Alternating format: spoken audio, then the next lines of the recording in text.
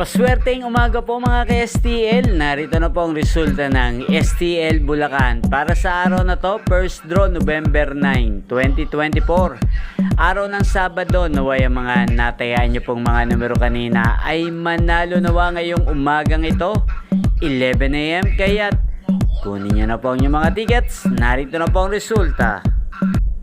Ang mga numerong nanalo sa STL Bulacan ngayong oras na to, 11 AM, first draw, 32 at 23. In exact order sa lahat po ng tumaya kanina para sa first draw ng 32 at 23. Congrats po sa inyo. Panalo po kayo. Again, 32 at 23 in exact order.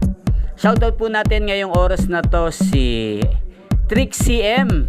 Trixie M, shoutout sa iyo. Naway manalo ka na rin sa STL Bulacan ngayong araw na to.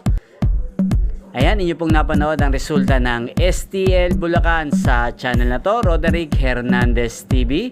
Maraming salamat po sa patuloy nyo pong panonood sa aking channel. Huwag pong kalimutang mag-subscribe. Thank you for watching.